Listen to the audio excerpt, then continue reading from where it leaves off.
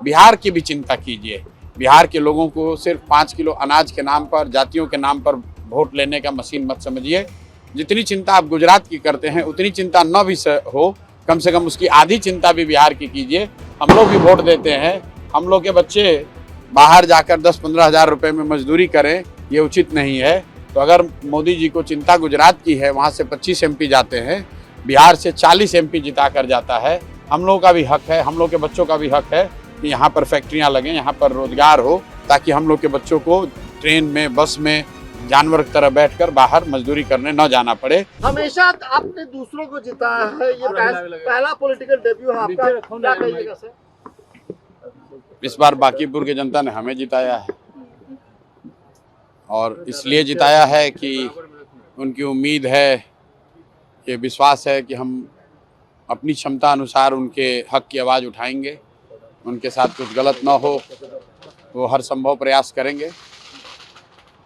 आप भले ही बांकीपुर से चुनाव जीते हैं, लेकिन आप बात बिहार की करते हैं। बिहार की जनता को आपसे उम्मीद है जी, अगला कदम क्या हो रहा है? बिल्कुल, बांकीपुर का जो चुनाव हुआ है वो बांकीपुर के विधायक को चुनने के लिए नहीं हुआ है। पहले दिन से ही हम लोगों ने एजेंडा जो रखा था कि हम लोगों का लक्ष्य ये रहा है कि बिहार में जो एनडीए को, भाजपा को बहुमत मिला है, तो हम लोगों की ऐसी अपेक्षा है कि एक अच्छा आदमी बिहार का नेतृत्व करे, ताकि बिहार का विकास हो, बिहार के बच्चों का विकास हो, यहाँ पढ़ाई हो, शिक्षा हो, रोजगार हो, पलायन बंद हो। तो बांकीपुर का जो आज मैंडेट आया है, ये सिर्फ विधायक नहीं चुना गया है। बांकीपुर की जनता ने भाजपा के केंद्रीय नेतृत्व को ये मैसेज दिया है कि आप सम्राट चौधरी की जगह किसी बेहतर व्यक्ति को बिहार में मुख्यमंत्री बनाइए। बिहार की भी चिंता कीजिए। बिहार के लोगों को सिर्फ 5 किलो अनाज के नाम पर, जातियों के नाम पर वोट लेने का मशीन मत समझिए। जितनी चिंता आप गुजरात की करते हैं उतनी चिंता न भी हो, कम से कम उसकी आधी चिंता भी बिहार की कीजिए। हम लोग भी वोट देते हैं, हम लोग के बच्चे बाहर जाकर 10-15 हज़ार रुपये में मजदूरी करें, ये उचित नहीं है। तो अगर मोदी जी को चिंता गुजरात की है, वहाँ से 25 MP जाते हैं, बिहार से 40 MP जिता कर जाता है। हम लोगों का भी हक है, हम लोग के बच्चों का भी हक है कि यहाँ पर फैक्ट्रियाँ लगें, यहाँ पर रोजगार हो, ताकि हम लोग के बच्चों को ट्रेन में, बस में जानवर की तरह बैठकर बाहर मजदूरी करने न जाना पड़े। और ये संदेश बांकीपुर की जनता ने बिल्कुल स्पष्ट शब्दों में भाजपा के केंद्रीय नेतृत्व को दिया है।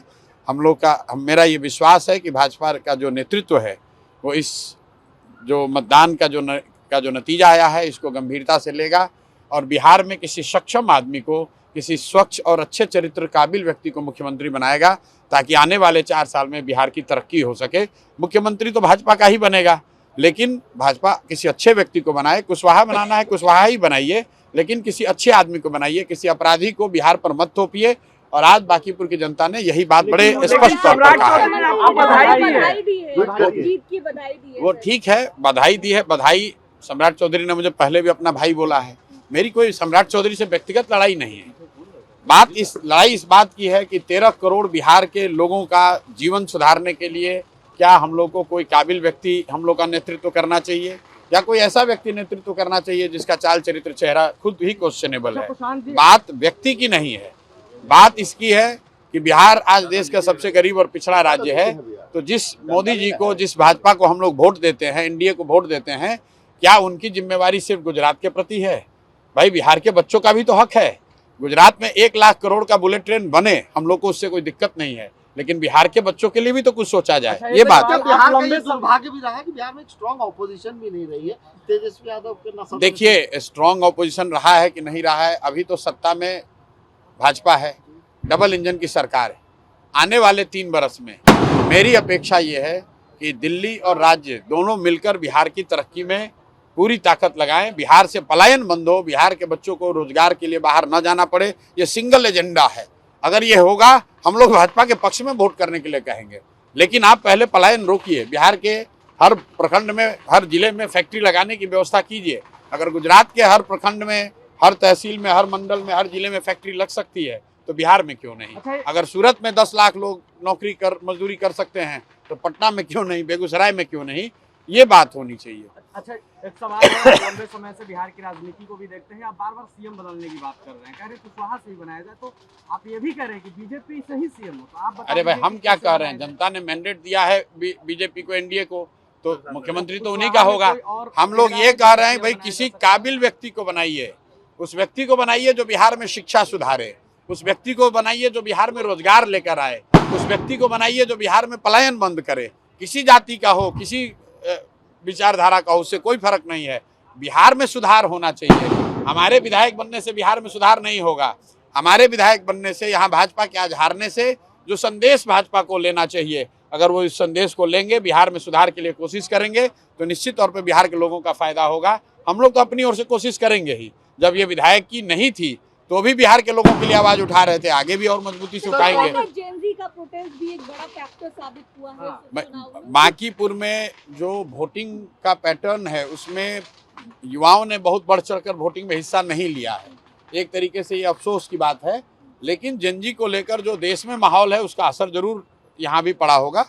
लेकिन ऐसा नहीं देखा गया कि युवा कोई बहुत बड़ी संख्या में निकलकर अलग से वोट किया हो कि लोगों ने।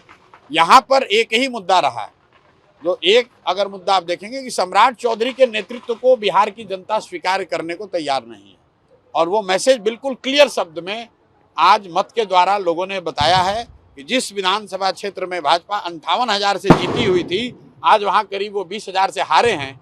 अंदाजा लगाइए, करीब 78,000 लोग 6 महीने में अगर उन्होंने अपना मत बदला है, इसका मतलब है कि वो सम्राट चौधरी, जो एक ही निर्णय हुआ है इसमें अलग जो नवंबर के मुकाबले, वो है सम्राट चौधरी के मुख्यमंत्री बनने का, तो ये उसके खिलाफ वोट है। तो कांग्रेस के कई वरिष्ठ नेताओं ने भी कहा था कि प्रशांत किशोर को सपोर्ट किया जाए ज्वाइंट कैंडिडेट के रूप में, तो क्या आने वाले समय में कांग्रेस के साथ? देखिए, ऐसा है, जन स्वराज चुनाव लड़ा है और जन स्वराज के साथ समाज का हर वर्ग, हर तबका, हर विचारधारा के लोग, हर दल के लोग चुनाव लड़ने में मदद किए।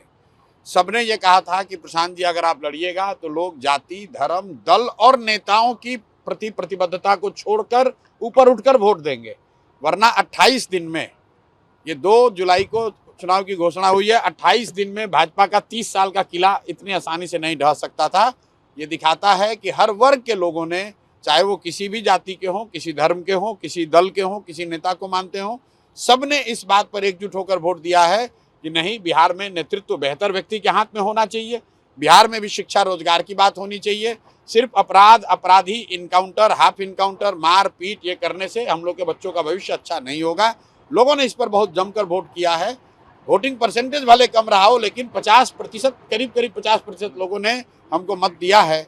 तो मेरा ऐसा मानना है कि जो बात हमने कही, हमने नाली गली की बात नहीं कही है, हमने सीधे 3 ही बात कही थी कि सम्राट चौधरी को हटाकर किसी बेहतर व्यक्ति को मुख्यमंत्री बनाना है तो प्रशांत किशोर को वोट दीजिए। अगर भाजपा के राजनीतिक अहंकार पर अंकुश लगाना है तो प्रशांत किशोर को वोट दीजिए। और बिहार में जितने चुने हुए जनप्रतिनिधि हैं, विधायक, सांसद, सबके मन में ये डर पैदा करना है कि अगर वो काम नहीं करेंगे तो चुनाव हार भी सकते हैं, तो प्रशांत किशोर को वोट दीजिए। मैंने इसी 3 बात पर चुनाव वोट मांगा है, लोगों ने वोट दिया है। तो मेरा ऐसा मानना है कि भाजपा के लोग इन तीनों मुद्दों को एड्रेस करेंगे।